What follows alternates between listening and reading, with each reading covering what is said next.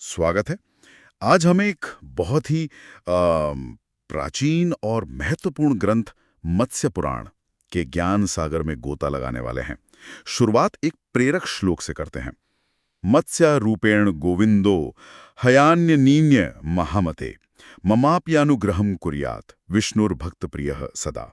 यह हमें सीधे भगवान विष्णु के पहले अवतार मत्स्य यानी दिव्य मछली की याद दिलाता है ना? बिल्कुल। जिन्होंने महाप्रलय के दौरान वेदों और मनु की रक्षा की थी।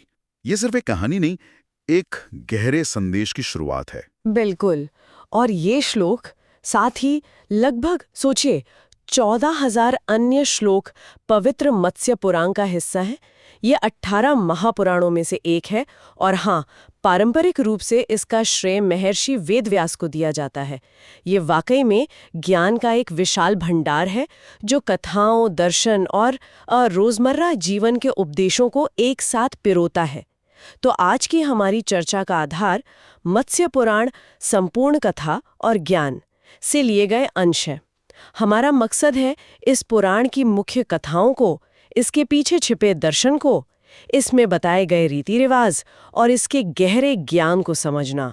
हम ये जानने की कोशिश करेंगे कि हजारों साल पुराना ये ग्रंथ आज भी हमारे लिए क्या मायने रखता है।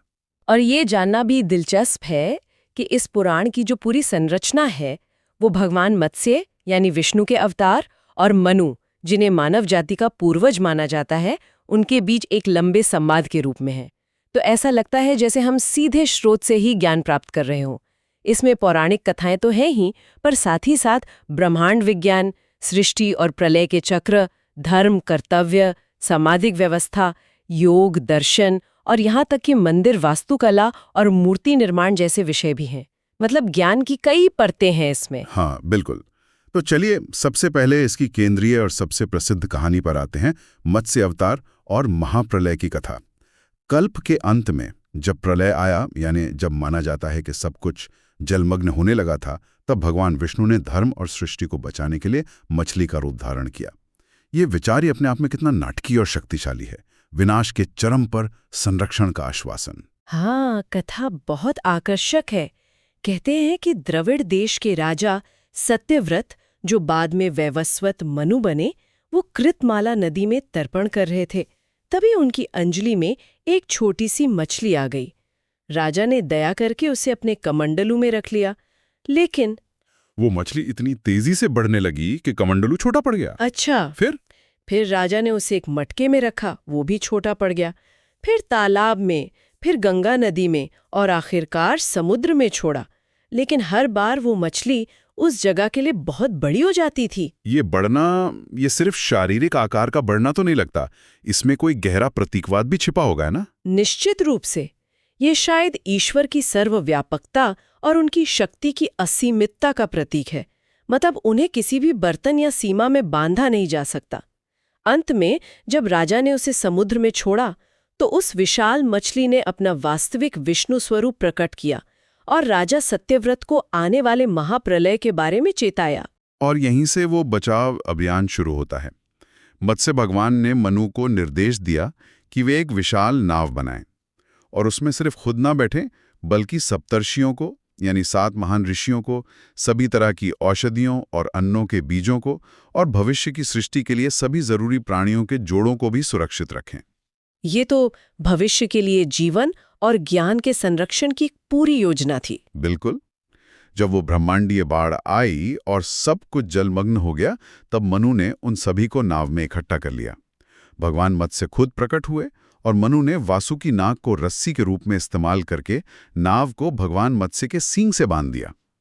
फिर मत्स्य भगवान ने उस नाव को प्रलय के विनाशकारी जल में सुरक्षित रूप से खींचा, उसे रास्ता दिखाया और हिमालय की सबसे ऊंची चोटी तक पहुंचाया।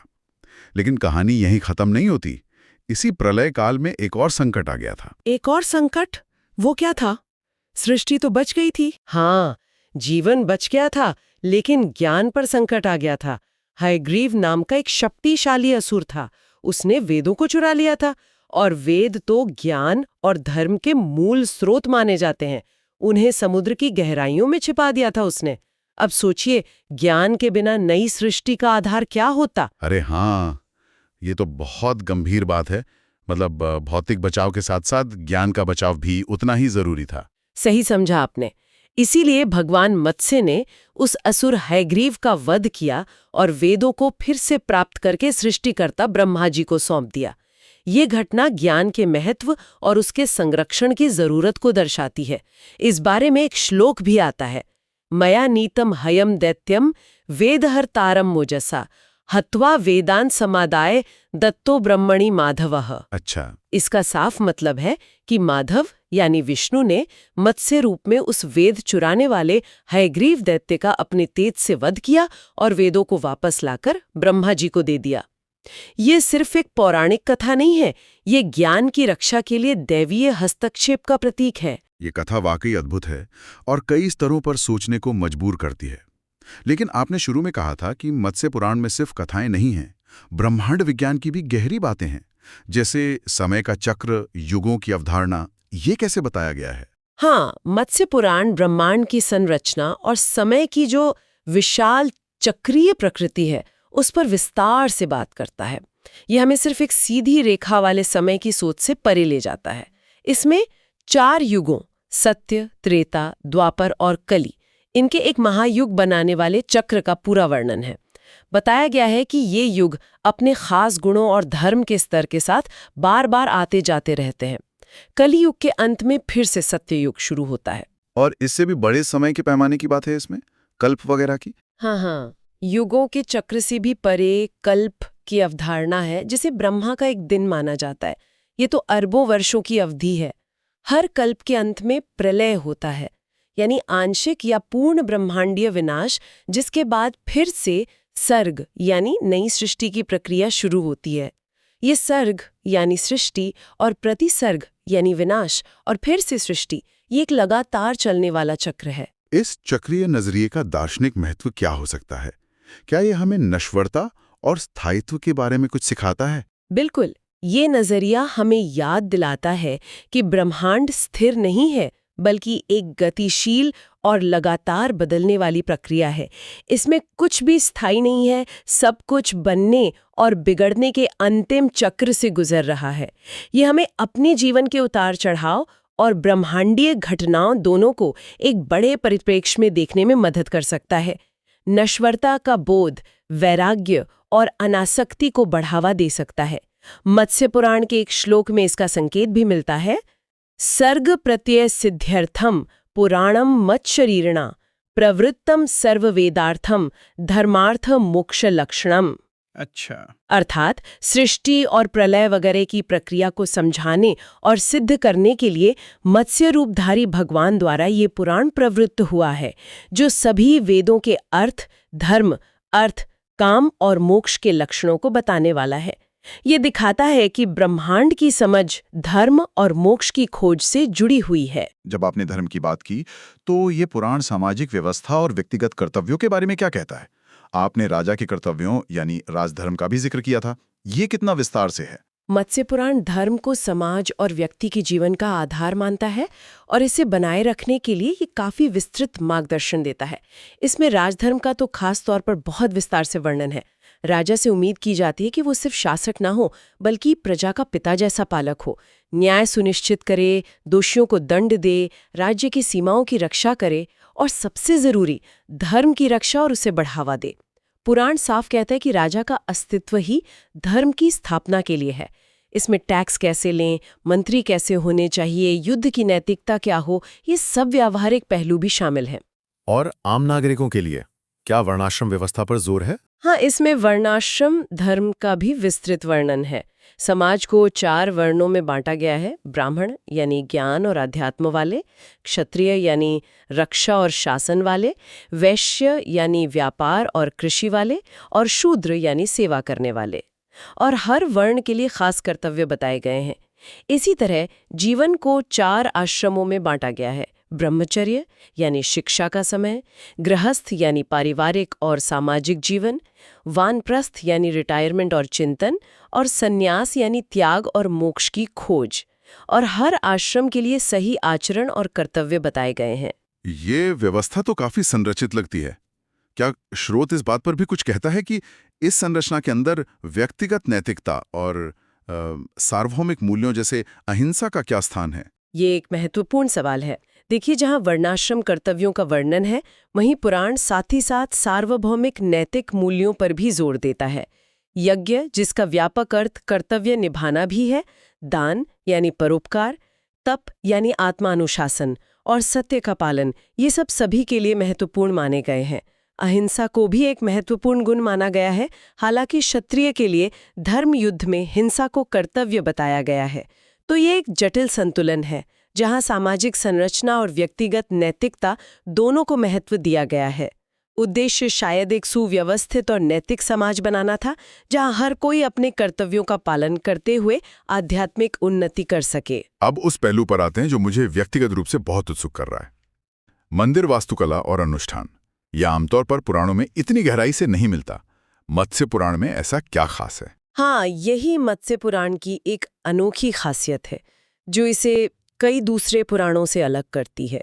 इसमें सिर्फ कथाएं, दर्शन या सामाजिक नियम ही नहीं है, बल्कि मंदिर निर्माण यानी वास्तुशास्त्र और मूर्ति निर्माण यानी शिल्पशास्त्र के सिद्धांतों का बहुत ही विस्तृत और व्यावहारिक वर्णन है। ये बताता है कि मंदिर की जमीन कैसे चुनें, नींव कैसे डालें, अलग अलग तरह के मंडप और शिखर कैसे बनाएं, दीवारों पर कौन सी नक्काशी होनी चाहिए, बहुत कुछ। मतलब ये लगभग एक प्राचीन आर्किटेक्चरल और रिचुअल मैनुअल जैसा है। ये ज्ञान आध्यात्मिक ग्रंथ में क्यों शामिल किया गया होगा? क्या स्रोत इस पे कोई रोशनी डालता है? हाँ, कुछ वैसा कहा जा सकता है। स्रोत सीधे तौर पर क्यों का जवाब शायद ना दें, लेकिन हम अंदाजा लगा सकते हैं। शायद ये इस विचार को दिखाता है कि धर्म सिर्फ अमूर्त आस्था नहीं है, बल्कि जीवन के हर पहलू में फैला हुआ है, जिसमें कला, शिल्प और भौतिक संरचनाएं भी शामिल हैं। मंदिर को सिर्फ पूजा की जगह नहीं, बल्कि ब्रह्मांड का एक छोटा रूप, देवता का निवास स्थान और एक ऐसा पवित्र स्थान माना जाता था जहां भक्त दिव्य ऊर्जा से जुड़ सकें। इसलिए ऐसे स्थान का निर्माण सही विधि और विधान से करना बहुत जरूरी समझा गया। ये दिखाता है कि कैसे भौतिक रचना को आध्यात्मिक उद्देश्य से जोड़ा गया था। और मूर्तिकला और अनुष्ठानों के बारे में? उसी तरह इसमें अलग अलग देवी देवताओं की मूर्तियों के सही अनुपात, उनकी मुद्राएं, उनके हथियार, उनके गहने, इन सब का विस्तृत वर्णन है। मूर्ति को सिर्फ पत्थर या धातु का टुकड़ा नहीं, बल्कि देवता का प्रतीक माना जाता है, जिसकी प्राण प्रतिष्ठा करके उसे जीवंत बनाया जाता है। पुराण में मूर्ति प्रतिष्ठा की विधियां, अलग अलग पूजाओं और यज्ञों के विधान, महत्वपूर्ण त्योहारों और व्रतों का पालन कैसे करें और रोज की पूजा के नियमों का भी विस्तार से वर्णन है। ये कर्मकांड के जरिए भक्ति को प्रकट करने और उसे व्यवस्थित करने का एक तरीका देता है। ये वाकई दिलचस्प है कि कैसे व्यावहारिक और आध्यात्मिक ज्ञान को एक साथ बुना गया है। अब तीर्थ यात्रा की बात करते हैं। भारत में तीर्थों का बहुत महत्व है। मत्स्य पुराण इस बारे में क्या कहता है? महत्वपूर्ण हिस्सा है जिसमें भारत के अलग अलग पवित्र तीर्थ स्थानों की महिमा का विस्तार से वर्णन किया गया है। इसमें प्रयाग यानी आज का प्रयागराज, काशी यानी वाराणसी, गया, पुष्कर, नर्मदा नदी के किनारे के तीर्थ, नैमिषारण्य जैसे अनेक स्थानों का गुणगान है। ये बताया गया है कि इन जगहों की यात्रा करने, वहां नहाने, दान देने या पितरों के लिए श्राद्ध कर्म करने से क्या खास पुण्य फल मिलते हैं और कैसे ये पापों का नाश करते हैं। क्या कुछ स्थानों को विशेष महत्व दिया गया है? आपने काशी और गया का उल्लेख पहले किया था। हाँ, कुछ स्थानों को खास मुक्तिदायक माना गया है। जैसे प्रयाग को तीर्थराज कहा गया है। काशी के बारे में मान्यता है कि वहां मृत्यु होने पर सीधे मोक्ष मिलता है। गया को पितरों के श्राद्ध और तर्पण के लिए सबसे अच्छा स्थान माना गया है। एक श्लोक है जो इस बात पर जोर देता है, गयायम पितृकृत्येन मुक्तिर्भवति न संशयः, काश्याम च मरणम नित्यम परम मोक्ष साधनम। अच्छा, इसका मतलब गया में पितृ कार्य यानी श्राद्ध आदि करने से बिना शक मुक्ति होती है और काशी में मृत्यु होना तो परम मोक्ष का साधन ही है। ये दिखाता है कि कैसे भूगोल और आध्यात्मिकता को जोड़ा गया। कुछ जगहों को खास आध्यात्मिक ऊर्जा का केंद्र माना गया। इन तीर्थ यात्राओं के पीछे का दर्शन क्या हो सकता है? क्या ये केवल बाहरी यात्रा है या आंतरिक यात्रा का भी प्रतीक है? ये बहुत गहरा सवाल है। पुराणों के वर्णन से तो लगता है कि ये दोनों हैं। बाहरी रूप से ये पवित्र स्थानों पर जाकर पुण्य कमाने और देवताओं का आशीर्वाद पाने का एक तरीका है, लेकिन आंतरिक रूप से तीर्थ यात्रा घर परिवार और सांसारिक सुखों से कुछ समय के लिए दूरी बनाने, थोड़ी कठिनाइयां सहने और ईश्वर या आत्मचिंतन पर ध्यान लगाने का मौका भी देती है। ये एक तरह की तपस्या भी हो सकती है जो मन को शुद्ध करती है। और अंततः जीवन का परम लक्ष्य मोक्ष, यानी जन्म मृत्यु के चक्र से मुक्ति। मत्स्य पुराण इसके बारे में क्या मार्गदर्शन देता है?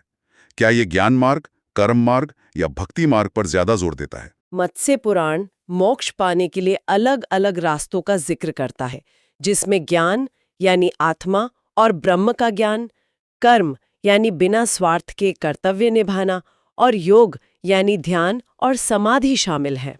हालांकि इसमें भक्ति यानी ईश्वर के प्रति अनन्य प्रेम, श्रद्धा और समर्पण पर विशेष और काफी ज्यादा बल दिया गया है। पुराण का मत है कि कलयुग में भक्ति ही मोक्ष का सबसे आसान और प्रभावी रास्ता है। तो क्या ज्ञान और कर्म का कोई महत्व नहीं है अगर भक्ति ही मुख्य है, या इन सब का कोई संतुलन है? पुराण एक संतुलन और एक तरह का संश्लेषण पेश करता है। ये साफ करता है कि सच्ची भक्ति अज्ञानता या निष्क्रियता नहीं है, बल्कि ज्ञान और भक्ति का मेल ही परम मुक्ति की ओर ले जाता है। ईश्वर के स्वरूप का ज्ञान भक्ति को गहरा करता है और निस्वार्थ कर्म भक्ति का व्यवहारिक रूप बन जाता है। योग की साधनाएं मन को भक्ति और ज्ञान ग्रहण करने के लायक बनाती हैं। पुराण कहता है कि सिर्फ कर्मकांड या सिर्फ रूखा भावनाहीन ज्ञान काफी नहीं है, जब तक उसमें ईश्वर के प्रति प्रेम और समर्पण का भाव न हो। एक बहुत ही सुंदर श्लोक इस विचार को बताता है। भक्तिया ही जंतव सर्वे मुक्तिम यान्ति सनातनिम न ज्ञानम न च कर्माणि भक्तिहीनम प्रयोजकम। अच्छा, और इसका अर्थ? इसका अर्थ है कि भक्ति के द्वारा ही सभी जीव सनातन मुक्ति को पाते हैं। भक्ति के बिना न तो सिर्फ ज्ञान और न ही सिर्फ कर्म फलदायक होते हैं। ये भक्ति की केंद्रीय भूमिका को स्थापित करता है, लेकिन दूसरे रास्तों को पूरी तरह नकारता नहीं, बल्कि उन्हें भक्ति से युक्त होने पर ही सफल मानता है। और फिर अगर हम इस पूरी चर्चा को समेटें, मत्स्य पुराण से मुख्य निष्कर्ष क्या निकलते हैं? हमने देखा कि इसकी शुरुआत ही संरक्षण और आश्वासन से होती है। भगवान मत्स्य द्वारा मनु और सृष्टि की रक्षा। हाँ, ये संरक्षण का एक शक्तिशाली प्रतीक है, न केवल जीवन का बल्कि ज्ञान यानी वेदों का भी। ये हमें याद दिलाता है कि मूल्यवान चीजों को बचाना कितना जरूरी है, खासकर संकट के समय में। दूसरा, ये ब्रह्मांड की चक्रीय प्रकृति और उसमें हमारे स्थान की समझ देता है। तीसरा, ये धर्म की व्यापक अवधारणा पेश करता है, जिसमें व्यक्तिगत कर्तव्य, सामाजिक व्यवस्था, राजधर्म और नैतिक आचरण सब शामिल है। और फिर वो अनूठा पहलू व्यवहारिक मार्गदर्शन, जैसे मंदिर निर्माण और अनुष्ठान, जो दिखाता है कि आध्यात्मिकता रोजमर्रा की जिंदगी और कला से जुड़ी हुई है। साथ ही तीर्थ यात्रा का महत्व, जो भौगोलिक स्थानों को आध्यात्मिक ऊर्जा से जोड़ता है। और अंततः ये सब भक्ति और ज्ञान के मिले-जुले मार्ग से मोक्ष प्राप्ति के लक्ष्य की ओर ले जाता है। यही विविधताओं का संगम, रोमांचक पौराणिक कथाएं, ब्रह्मांड का विस्तृत नक्शा, जीवन जीने के लिए व्यवहारिक नियम और अनुष्ठान और गहरा दार्शनिक तथा आध्यात्मिक ज्ञान, यही मत्स्य पुराण को इतना समृद्ध और आज भी प्रासंगिक बनाता है। यह हमें जीवन, ब्रह्मांड, कर्तव्य और मुक्ति के बारे में सोचने के लिए बहुत कुछ देता है। तो ये थी मत्स्य पुराण के विशाल और गहरे ज्ञान सागर में हमारी एक यात्रा। हमने महाप्रलय की कहानी से लेकर ब्रह्मांड के रहस्यों, समाज के नियमों, मंदिर बनाने की कला और आत्मा की मुक्ति तक के विभिन्न तटों को छुआ। ये वास्तव में एक अद्भुत और बहुआयामी ग्रंथ है। हाँ, सचमुच। और जाते जाते श्रोताओं के लिए एक विचार छोड़ जाते हैं। मत्स्य अवतार ने उस युग के प्रलय यानी विनाशकारी बाढ़ के समय जरूरी ज्ञान यानी वेदों और जीवन के मूल तत्वों यानी मनु, सप्तषि, बीजों को बचाया था।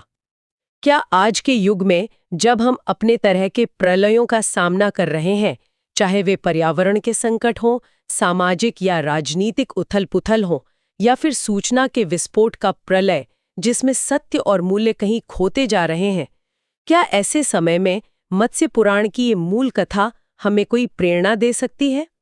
हमें आज किन वेदों यानी जरूरी ज्ञान और मूल्यों को और किन बीजों यानी जीवन और भविष्य की संभावनाओं को संरक्षित करने और बचाने की जरूरत है। ये प्रश्न विचार करने लायक है।